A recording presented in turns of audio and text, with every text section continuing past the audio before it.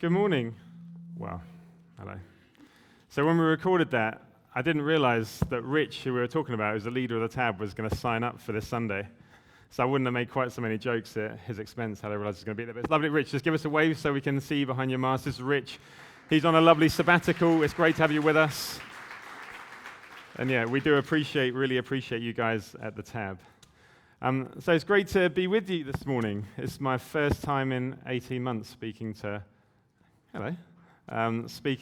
a live audience rather than just to a camera. So I'm used to having Paul behind the camera and just saying, "Oh, Paul, cut that," or "I will clip that, we'll edit that bit out afterwards," or like shouting at myself if I make a mistake. So I'll try not to do any of that today. You just have to maybe have a bit of patience with me. But yeah, we're excited to be together, excited to be able to preach, to be able to start this new series in Numbers this morning, and just exciting to be able to start to gather back together again as a church. It's been weird the last year being away, but to be in our home together, the building that we've been praying for all these years, and starting to gather again as a church family and get used to what Sundays look like, what Mondays, Tuesdays, when the rest of the week looks like in our space. It's really exciting, and so I think it's just going to take us a little while to get into our rhythms, get used to what we're doing. And so today, though, we're starting back. We're on a new series. So Rod finished last week our Devoted series. We were looking through just the first couple of chapters in Acts. And today we are starting a new series in Numbers, Promises in the Wilderness. And it's a wonderful book, and I'm excited for the next couple of months as we read through it together. I'd encourage you, because obviously we're not going to be able to read through the whole of Numbers on Sunday mornings, but if you can just spend a bit of time in your weeks reading a chapter or two and just going through the story with us, I think it'll really help you as we see the faithfulness of God. Despite the people's rebellion, despite faithlessness from the people of God, we see the faithfulness of God so much in this book. And so for some of you, the title might put you off. You might think, Numbers, that sounds like a nightmare. I do not. I remember Numbers from school. I didn't enjoy Numbers. I didn't enjoy maths.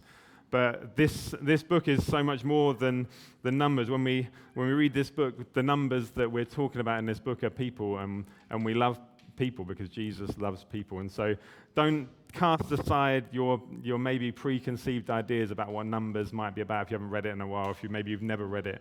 It's going to be a great book for us to read. So just to catch you up on where we're at in the story of Numbers. So we've got the people of God. They've been redeemed. They've been saved out of slavery in Egypt, and they're at this place called Mount Sinai where they've been camped, where God has met with them. And in Numbers, we see this people, they're about to be called to travel across the desert, across the wilderness to the Jordan River and take possession of the land that God has spoken to them about. God has spoken to this people about a land of promise. And that's what we're reading in the story. We're reading about the land and Israel's journey towards it. And so we will read about this people who they leave Mount Sinai and they travel with the presence of God right to the River Jordan. They can see the land that God has spoken to them about. But getting to this place, despite the miracles that they've seen, despite the promises that they have over their life, they refuse to enter the land. They refuse to take possession of the land in their faithlessness and disobedience and in unbelief. Yet in all this, when we read, as we go through, as we read it, we see that God is a God who is faithful, a God who keeps his promises despite our faithlessness. And at the end of the book, we see a new generation who are preparing after 40 years in the wilderness to enter the land. This is the people carrying the promises of God. And for us, we are a people, aren't we, who've been carrying the promises of God as a church, as Jubilee before we planted Redeemer last year. For 30 years, we've been carrying promises of all kinds. And especially the last 15 years, we've had this promise of a building, of a place to root ourselves, or a place to call home, a place to serve this town. And we've been wandering like the Israelites in the desert from place to place, from looking at building after building, and we've been wondering, is this the time? Do I need to do anything to this, Stuart, to stop it? Or is that all right? I'll just keep moving it around. But for 15 years, we've been looking we've been looking for a place to call our own. And just like the Israelites in the end, they crossed the Jordan River, we have crossed Tarring Road and Chapel Road, and we've just crossed Chatsworth Road, and we've taken possession, at least partly, of our land. We have taken possession of the land that we believe that God has spoken to us about, has called us to, and has promises for. And we don't quite know what that looks like yet because we're just working it out, but we've moved into the offices, which is great. We've, just like we said in the check-in, we've moved the food bank from Worthing Tab, where they have so graciously let us use for the last however many years. And the food bank clients are coming up here. Julie and Haley are doing a great job at organising all of that. And so food bank's here on a Sunday morning. We're starting to use the space now, partly trying to work out what it looks like as we want to have kids work and we want to do tea and coffee and do all the other things that we'd like to do. And on a Monday, Tuesday, Wednesday, we want to use this space for all sorts of things. One of the reasons we want this building is because we want to serve the town by running a business here where we can welcome people into our space, where companies and individuals and businesses or whoever it might be, charities can come in here and encounter God when they hire a room. And good news for you, we actually had our first ever booking. Can you believe we haven't done any advertising yet, but we had our first booking on Friday.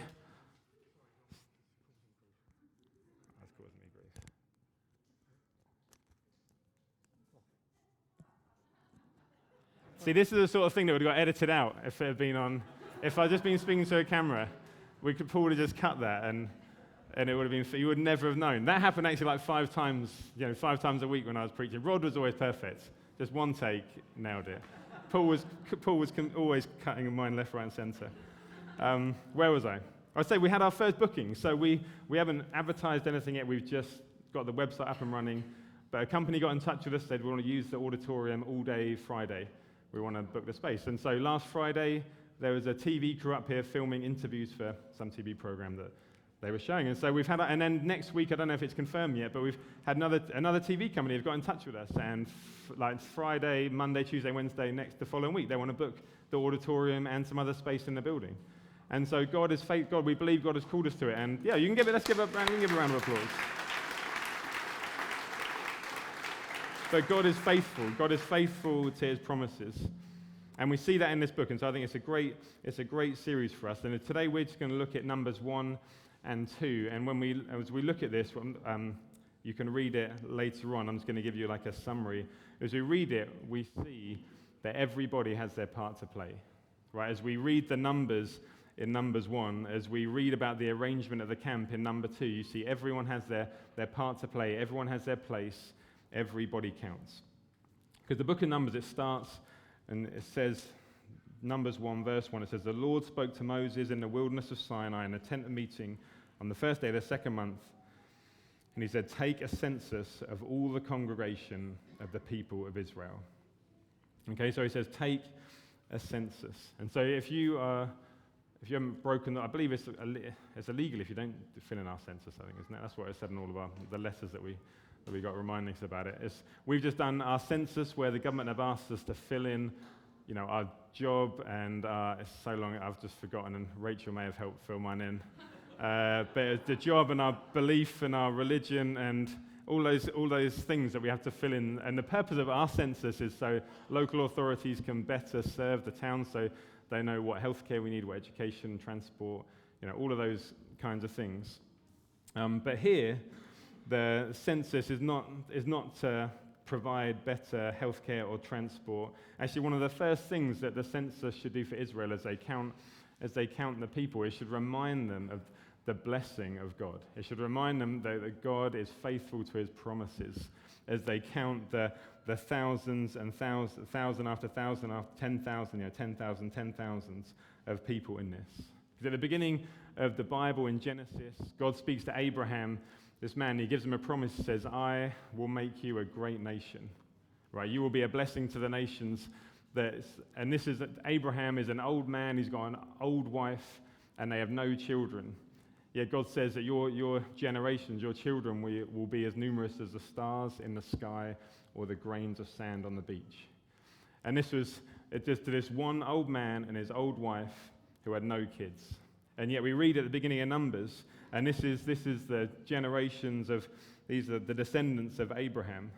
And so as we read, as Moses and Aaron are called to take a census of the people, and we read about the tribe of Reuben. And I haven't memorized all the numbers, so sorry, I can't tell you exactly the numbers. But as you read it, it says this many, let me find that one, I'll read you that one. 46,500 men who are ready for war in that clan. And as it reads the tribes, the people in Simeon and Gad and Dan and Naphtali and Zebulun and Manasseh and all the 12 tribes of Israel, as they read that, each one, it should make the Israelites think, wow, look what God has done. Look what God has done. Look at how faithful he is to his promises. Hasn't God been good to us? And as they read one after the other, there should be a sense of awe at how faithful God has been, how God has blessed his people. And so for us, as we think back and we look back over our lives, or as us as a life of a church, it's important that we take moments to be thankful for what God has done. And we can be grateful. Actually, we see God has kept his promises. He has been faithful to us throughout the years. Some of you we're part of Jubilee since the start, in like 31 years ago now, will it be? Or whatever, roughly. 31 years ago, when Jubilee began. Now we planted Redeemer last year. You'll have seen the faithfulness of God in so many situations. There are so many things to be thankful for. The people that we've sent to the nations. We planted a church. We planted Trinity Church Littlehampton. It's serving that town. It's a community of believers there who are loving that town. Right? We've sent money to the nations, money in the town, all sorts of things. We've served the poor through the food bank and through night shelter and through all sorts of ways. And actually, later in the series, we're going to maybe spend a bit more time being thankful to God and worshiping him for what he has done. But it's important to have moments like that. I wonder what you think of now. What are you grateful to God for? Or maybe what are you taking for granted at the moment that we should be praising God for in our lives? But we're also told we should see the blessing of God and be grateful, but we also see the purpose. It says here, take a census by clans, all those who are able to go to war. All those who are able to go to war. So the purpose of the census, unlike our census in 2021, which is asking me, Rachel, let's tell me what it was asking me. Whatever it was, sorry. I shouldn't have even started on that.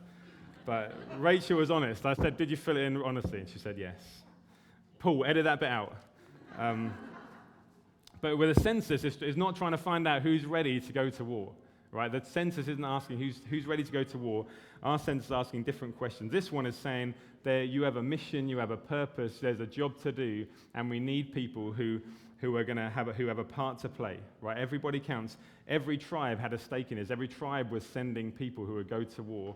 Later in the book, we see different ways that people play their part, different ways that people have a stake in what God is doing. But I wonder if we took our census this morning, I wonder who's ready to go to war here, right? Maybe not a physical war, maybe not able to pick up a gun or pick up a spear or a knife like they might have had to, but who's ready to go to war for what the mission that God has called us to, right? There is a mission that we believe God has called us to in this town. We haven't been called to the Gilbourne Centre just so we can have a nice meeting. Isn't it lovely being in such a lovely place that we control and that we can do what we want with? Isn't it nice? Actually, God has called us to something in this town. It's to reach this town. It's to love this town for the glory of God. And so we need to be ready for mission here if we're going to have an impact in this place. And that needs every single person to have their stake, right? Israel, they all had a stake in what God was doing. We all need to take our stake, or whatever the phrase should be, in what we're doing. Everybody counts. Everyone has a part to play. And this theme, we see it continues. So we've got the census, and in chapter 2, it talks about the arrangement of the camp. And you see here again, every tribe, every person has their part to play. They have their place, even in how the camp is set up. It's specifically designed with the tent of meeting in the middle, with God, the presence of God in the middle, and the tribes specifically placed around them.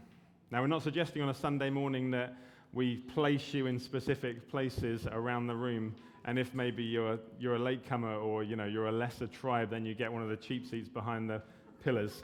I can't see.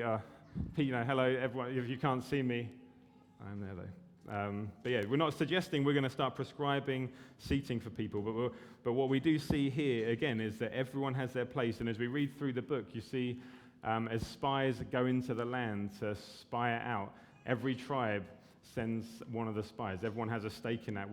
As you read the next census, everyone has their part to play, even in the setting up of the camp and the taking down of the camp and the transporting of all of the equipment of the camp from place to place. Everyone has their part to play.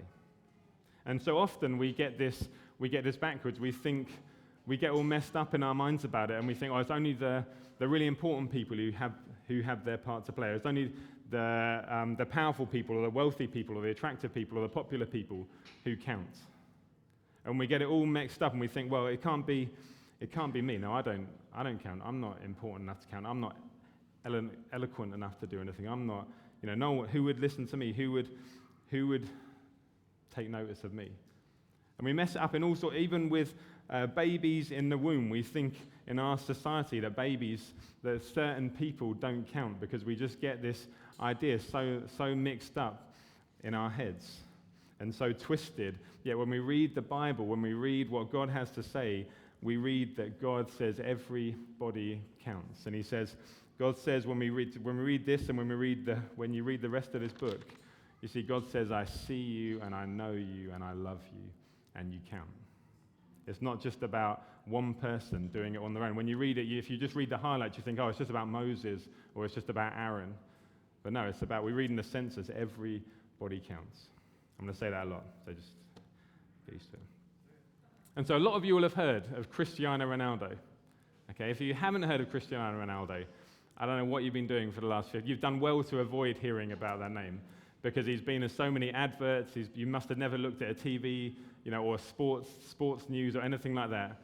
And so you don't have to put your hand up now. We can talk about it later. But you've done well to avoid his name. Anyway, if you don't know who he is a footballer, and he plays for Portugal. He's playing at the moment. If you watched any of the Euros, he's playing. He's scored a few goals. He's doing pretty well. And in a sweepstake I'm in, I've got Portugal. And so even though I don't want them to win, I've got a stake in it. But he's an incredible athlete. He's just a phenomenal, skillful, generally the most hardworking player on the team, the most skillful player on the team, the most determined player. He's just, whether you hate him or you love him, he's an impressive specimen. Right? And I've not liked him for a long time, but I've just come around to, I said, actually, you've got to respect him. You've got to respect him. But even he can't win the Euros on his own. Right? He can't do it. He's an incredible, skillful, impressive individual. Yet he can't win. He needs his team if he is going to win the Euros. It doesn't matter how good he is. It doesn't matter how famous he is. It doesn't matter how much money he earns or how many sponsors he has. It doesn't matter the platform that he might have as a footballer or as a celebrity. He's not going to win the Euros without the rest of his team. It's just not going to happen. And so for us, we don't need more likes, we don't need more subscribers or more followers, we don't need more money or a platform to think, actually, I can start counting, I can start getting involved. Right? It's actually incredibly unhealthy if we think, well, if I'm not like Cristiano Ronaldo, then actually I'm nothing. Or if I'm not like Pete, then I'm nothing. Or if I can't bake brownies as well as Rachel, then what? Why would I bother baking?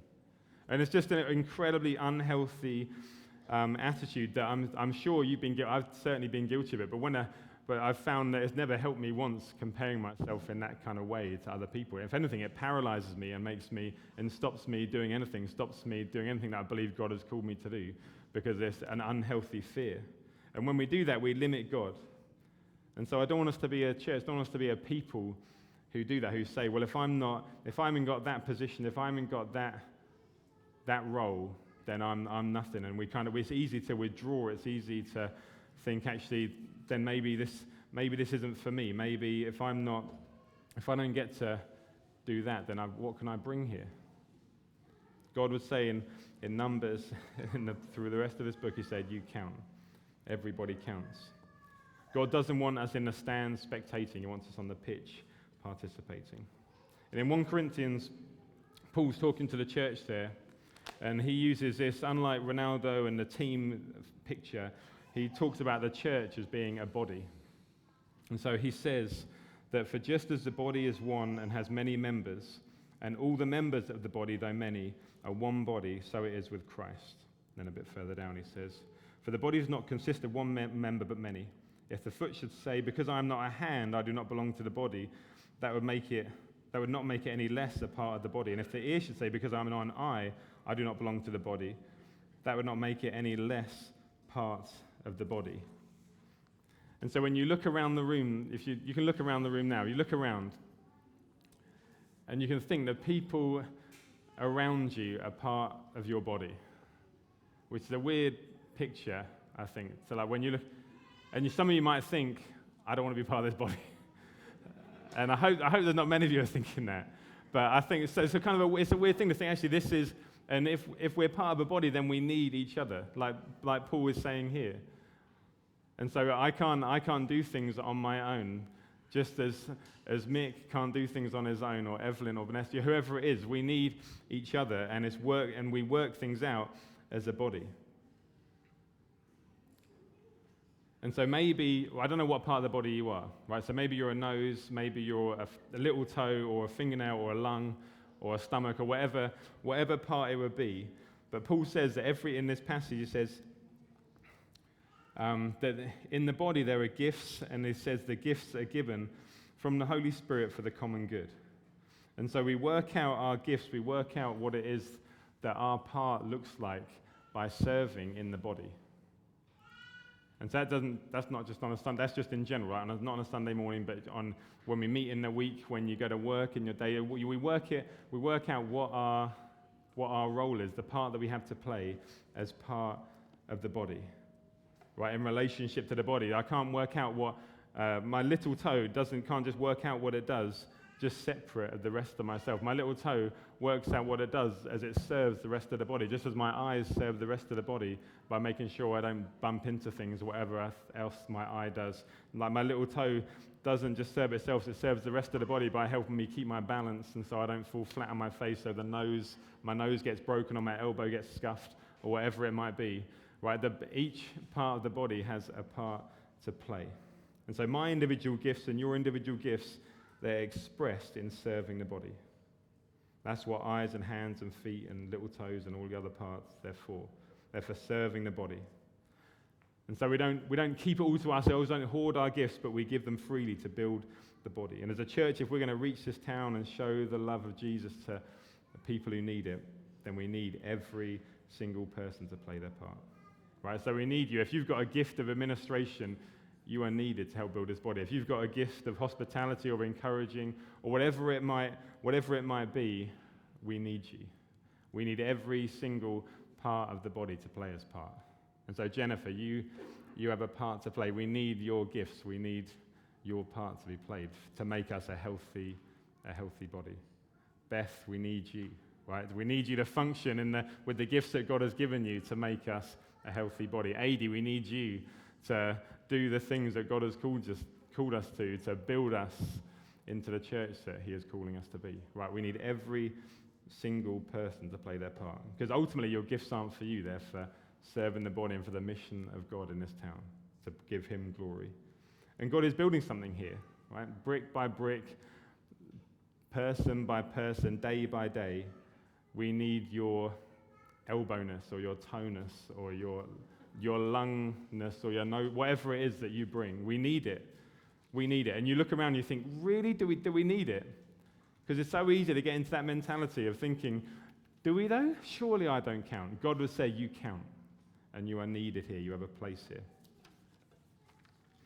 And so if you're here and or people are watching online later on, wherever it might be, if you're not part of the church, you're not a follower of Jesus, we believe that the God of the universe, he created you. You are fearfully and wonderfully made.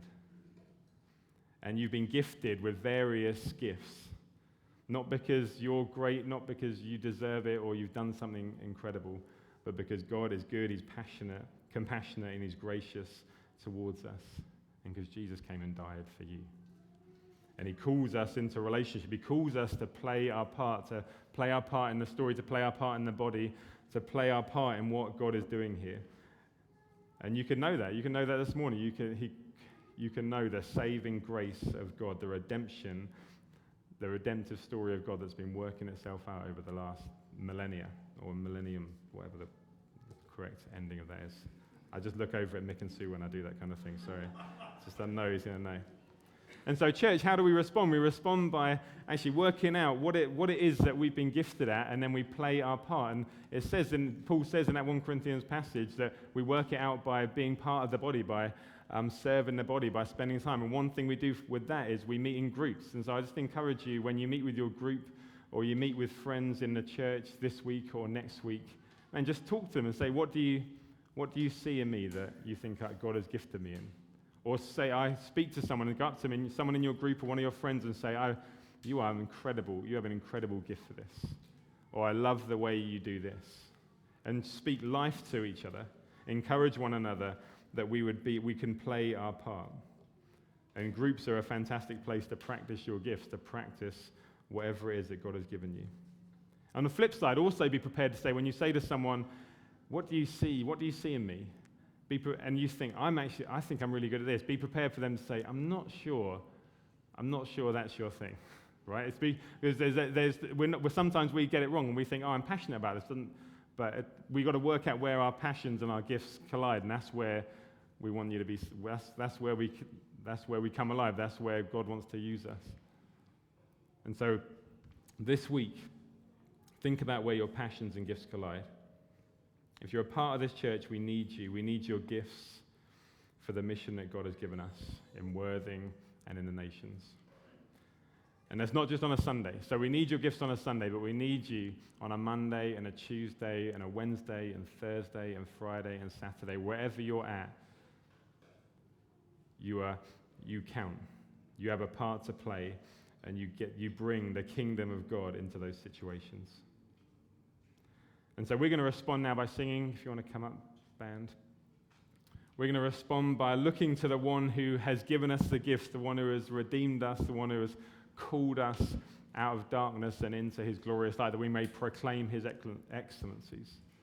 Right? That we may proclaim the excellencies of the one who has created us, the God of the universe, that we may bring glory to him. And so can I invite you to stand?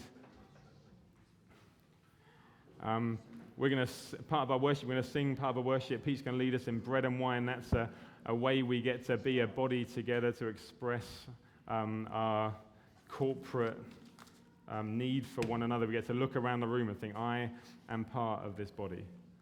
I love these people. I'm on mission with these people. I'm just going to pray. God, we just thank you.